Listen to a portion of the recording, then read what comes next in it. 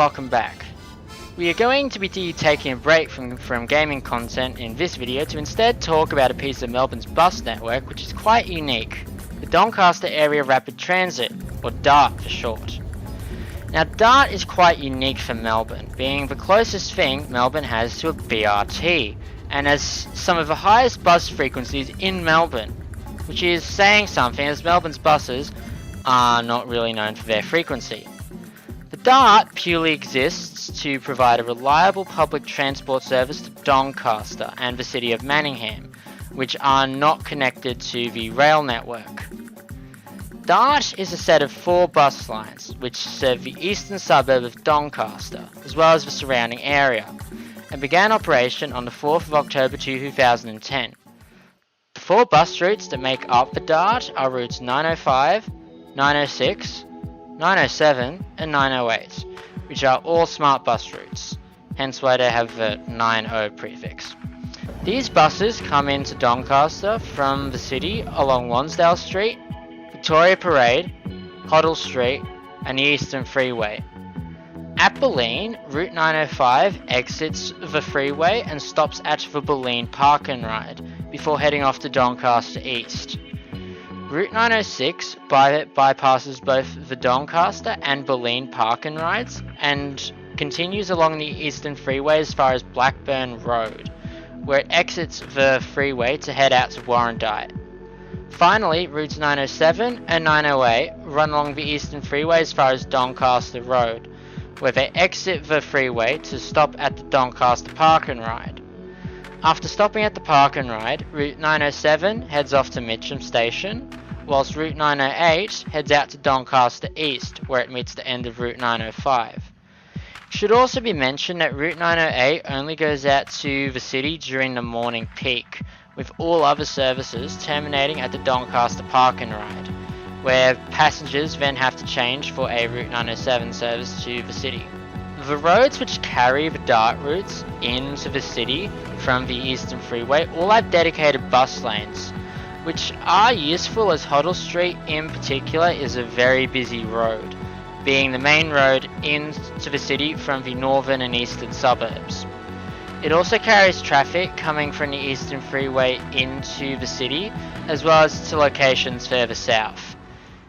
These bus lanes allow for the DART buses, as well as other buses which aren't bound for Doncaster, to avoid getting caught in traffic on Hoddle Street, as the right turn from Hoddle Street into Victoria Parade is actually done from the left lane, with left-turning buses getting their own dedicated phase in the light cycle, allowing them to avoid conflicts with other vehicles heading straight along Hoddle Street. Now, buses coming into the city from Doncaster terminate at the end of Lonsdale Street, with the bus lanes on Lonsdale Street ending just before Spencer Street.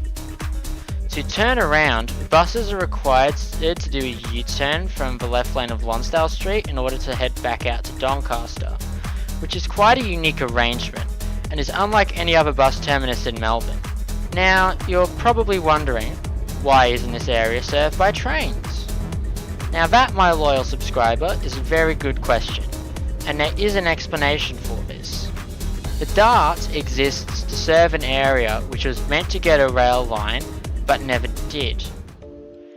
There have been numerous proposals from the community over the decades for the state government to build a railway to Doncaster, and there was even a reservation for the line, which had existed since the 1970s. The line would have branched off the Mernda and Hurstbridge line at Victoria Park, and would have run in the median of the Eastern Freeway from Victoria Park to Bulleen. After Bulleen, the line would have used a separate corridor as well as some tunnels to complete the journey to Doncaster East. The closest the line has ever come to being built was when some early earthworks were carried out at Victoria Park.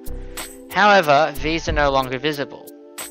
The line was cancelled in 1984 when the state government, led by Premier John Cain Jr., announced that the corridor beyond Bulleen had been sold. The Doncaster Park and Ride was built in 2003 as a substitute for the rail line. The corridor in the median of the Eastern Freeway still exists, however its days are numbered. The corridor is set to be used to widen the freeway as part of a North East Link project. In place of the railway line, a busway known as the Eastern Express Busway will be built parallel to the freeway from Hoddle Street to the Doncaster Park and Ride, and will separate all DART bus services from traffic on the Eastern Freeway. The first part of the new busway, the Berlin Park and Ride, opened in April 2023 and will be connected to the Eastern Express Busway when it opens in 2028, along with the rest of the North East Link project. The construction of the Berlin Park and Ride was fast-tracked in order to allow for the Doncaster Park and Ride to be upgraded without significantly disrupting DART services.